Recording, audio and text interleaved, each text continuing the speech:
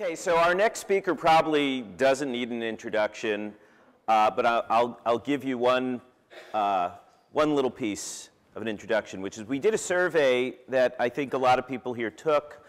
In the last 2 days, we asked you to fill out some demographic and political and technographic information about you.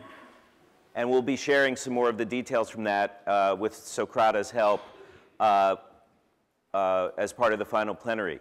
But one question was, what is the book that you just finished reading? Like a book that you just finished reading.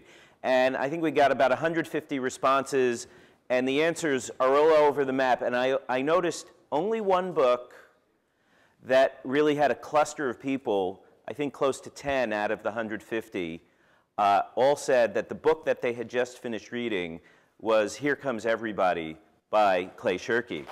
So I give you Clay Shirky.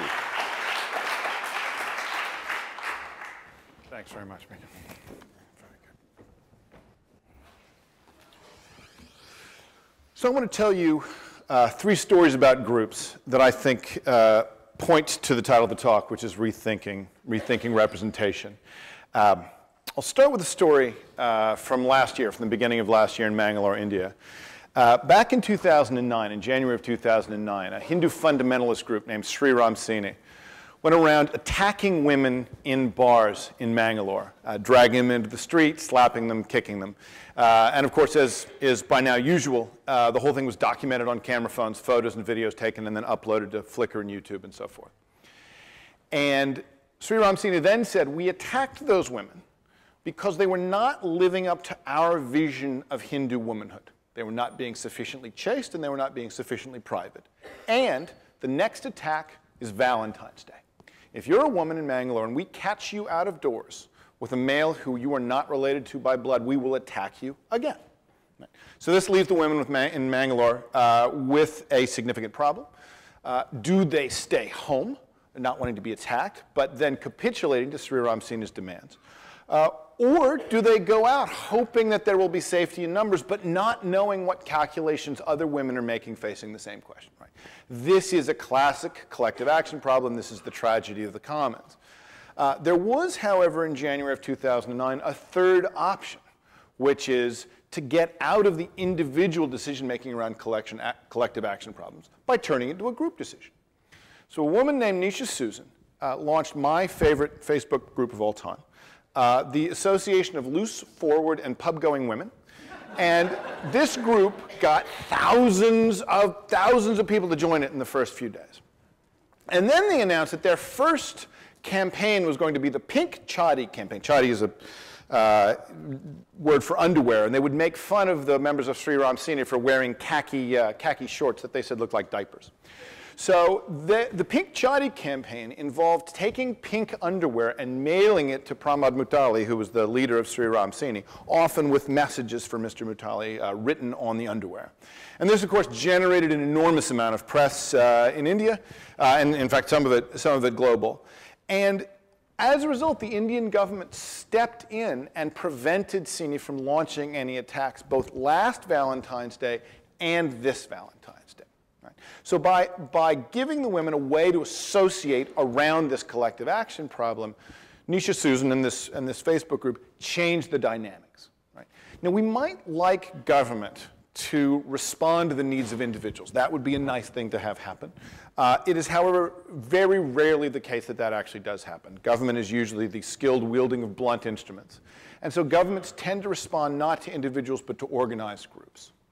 And what the Association of Loose, Forward, and Pub-Going Women did was it demonstrated both to the Mangalore state and to the Indian national government that there was a group that was significantly concerned about this, and that was enough to get the government to act.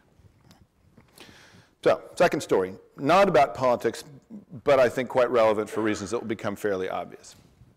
This one from about 10 years earlier. Back in 1998, People.com, which is the online outpost of People magazine, decided that they were going to embrace participatory media. Right?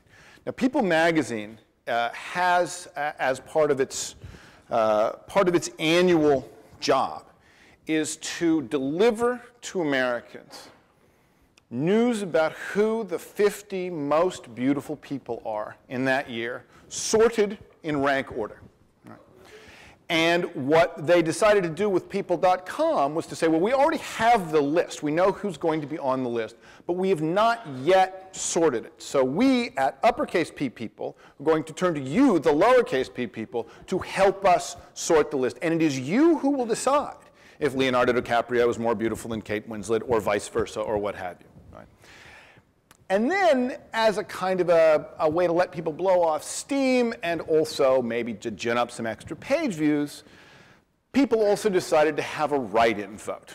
Right? So this will be good because you'll get a little more action, and people can come by. Anybody who cares about this at all can write somebody in. And there's not much risk in actually disrupting the list, because it's not as if anybody could quickly organize a large enough group to game online voting. Right? So what the people at uppercase P people had not understood is that the web was not just a low-cost way for them to talk to their audience. It was also a low-cost way for the audience to talk amongst themselves. So a guy named Kevin Renzulli, who ran a site called KOAM.com, was a fan site for Howard Stern, who was the self-proclaimed king of all media. Renzulli said, we should start a write-in campaign for Hank the Angry Drunken Dwarf. And Hank the Angry Drunken Dwarf, née Henry Nassif Jr., was, much as his name suggests, he was a sufferer of both the chondroplastic dwarfism and alcoholism, given to incomprehensible outbursts of rage, and therefore a popular figure on Stern's radio show. And the minute people got wind of this, it seemed like an instantly good idea. Now, up to that point, People magazine had been suggesting, without actually promising, that the sorting of the list on people.com would be reflected in the magazine. But once the write-in campaign turned out to be effective, People magazine began backing away, which of course further enraged people. And by the end, by the time the votes were counted, Hank the Angry Drunken Dwarf had 250,000 votes, which back in 1998 was a big number. Number 2 was Ric Flair with something like 150,000 votes, a professional wrestler. And Leonardo DiCaprio came in third with 14,000 votes. So 5% of Hank the Angry Drunken Dwarf. Third story, a story I think that's known well enough in this room that I can tell it in very rapid, with rapid compression. As last year, as it became clear that Obama was probably going to become the president of the United States, the conversation around many people who care about the digital sphere improving politics began asking ourselves, is he going to govern like he campaigned? Right? Is he going to use the tools of social media to engage people in ways that are similar to the stuff he did when he was campaigning, the brilliant use of mybarackobama.com, the calling groups, all of the ways we saw social media used? And we got an answer very quickly. The day after the inauguration, change.gov launches. And the Obama administration turns to the people of America and says, what is the issue you care most about? You can use this site to tell us. Right? And the results, familiar to anybody who spends time looking at social media and politics, were that medical marijuana was the #1 issue of concern to Americans. During 2 wars, not counting the war on terrorism, and the largest financial meltdown in 70 years, management of medical marijuana was the top priority put on the president's desk by the people using change.gov. And, right, 16 of the top 50, fully a third of the top 50, were other similar rephrasings of that issue. So if you assume that this was a way the United States conducted its business, and you came in during, as I said, 2 wars and a financial meltdown, you would assume that in general this was a nation that liked its bongs, right? This was the message that came off of change.gov. So the question for change.gov, and it is a hard one, and it's one we've been wrestling with for a while, is this closer to the Nisha Susan story, or is it closer to the Hank the Angry Drunken Dwarf story? Is this a story of people coming together and using these tools to express something that they were not previously able to express?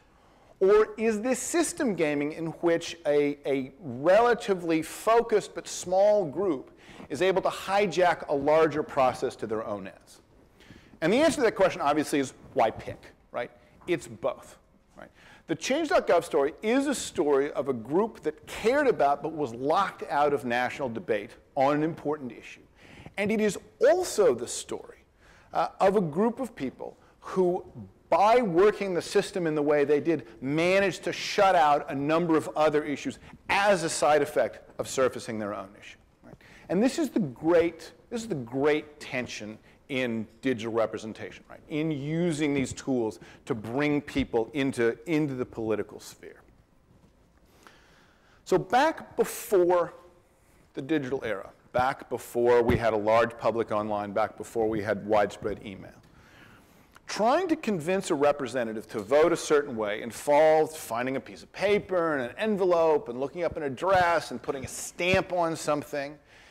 And if you talk to people on the Hill, if you talk to staffers on the Hill, particularly on the House Republican side, which is proportionally representative, they'd tell you that if they got a handwritten letter, that was predictive of a couple thousand votes, right? If someone had bothered to write about an issue, as a rule of thumb, a couple thousand people in that district would care enough about that issue that it would change or affect how they thought about turning out to vote. Right? But now, of course, we have email, the threshold of communications famously lowered worldwide in all kinds of media. And if you talk to people on the Hill today, if you talk to the staffers on the Hill, they will tell you that the predictive value of an individual email for voting patterns in their district is 0.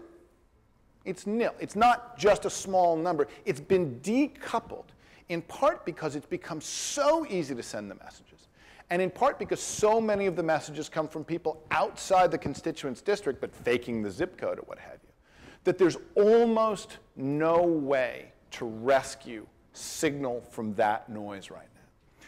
And so I think contrary to what a lot of us thought in the 90s, early part of this decade, looking at digital tools, digital activism has, in large part, trapped itself in a tragedy of the commons, where instead of producing signal for the representatives about the strong feelings of their own constituents, we're now in a PR battle for which campaign has generated the most email. Right? It's like the McDonald's business model, billions and billions of emails served.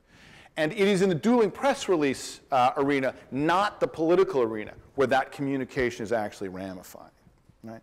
And as a result of that, a lot of the issues that are now getting surfaced in the public sphere by activists are more as a result of system gaming than of civic engagement, which is a great shame, and I think a surprise, again, to a lot of us who have high hopes for digital activism. So if we're going to rethink representation, right, if we're going to think how could we get out of the collective action problem, here are some things I think we could do.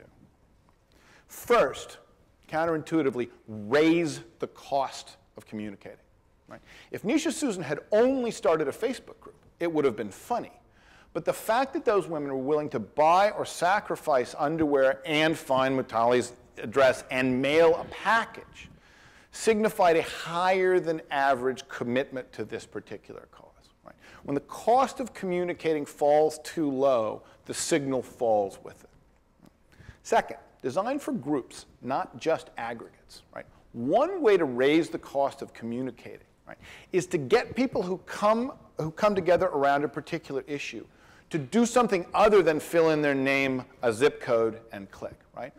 So instead of getting people to support your cause by filling out a form and clicking, right, you could get people to support your cause by getting them to support your cause, by doing something other than just firing off a message, by talking to one another, by coming together and trying to achieve something. Right? If you want to see this in action, go take a look at meetup.com.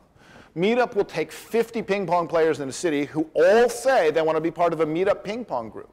And Meetup will say, no, you can't do it until one or a small group of people step forward and say, we're going to run this. We are going to take steps to make sure that this group doesn't just form, but succeeds. Or you can take a look at Jeff Atwood and Joel Spolsky's site, Stack Overflow, which is an attempt to let communities come together and form question answering sites. The first version of this was a disaster because groups would just come in and form any site they thought should exist without themselves committing to it. The design of the new system is entirely around being able to assess group commitment. Now, this causes the number of participants to collapse, but it raises the signal of the participants who stays. Right? Third thing, assume faction. Right?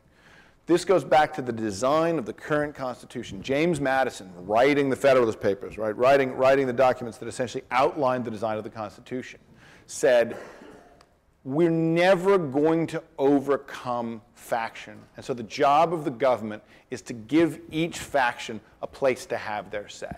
Right? What could have happened on change.gov is that all of the concerns about the war on drugs could have been bundled together and placed in one place. Right? And all of the concerns about the wars in Iraq and Afghanistan in another, and the concerns about the bailout in another, and early childhood education, and so forth. And they could have said to each group, you can talk as much as you like. Right? You can raise as many issues, and you can propose as many ideas as you like, but you can't drown each other out. Right? By making a single sorted list, the Obama administration made the people.com mistake, which is there was one thing worth fighting over, and for one person to succeed in getting their message across, others had to fail. Right? Once you assume faction, once you realize there's no such thing as a special interest groups, all groups are special interest groups. The design principles for systems like change.gov change. And finally, and I think in a way most oddly for a lot of the activists, a lot of the way the activists conduct their businesses, regard elected representatives as partners and not targets. Right? From their point of view, an email campaign looks a lot like spam, which is to say it's very difficult to pull the signal from the noise. Right? Instead of saying, well, the last campaign generated 2 million emails of the barely committed, so now we're going to try and generate 2.5. Right? You could go and say, we're only going to send you 1,000 emails. Right? But they're all from people who care about this issue, who work with each other to advance it in ways other than sending you a message, who live in your district and who vote. And that kind of signal is not only rare in the current environment, it's getting rarer because of the arms race around the McDonald's business model of billions of emails served. Now that in a way is the hardest one to get going because it means stepping out of the current arms race. It means almost unilaterally disarming around this competition for bigger and bigger lists and more active button clickers. But if we don't do that, and this is my worry, and this is, I think, the core of rethinking representation. If we don't do that, there's a risk that digital activism continues to head down the path it's heading, which is to say away from a conversational environment for democratic engagement and increasingly towards crowdsourced PR. Right? If I had to take those changes and bundle them up into one sentence, I would say that the thing I would want to most see in rethinking the idea of representation is for more effort to be put into helping groups send real signal rather than continuing to engage in competition for increasingly meaningless political noise. Thank you.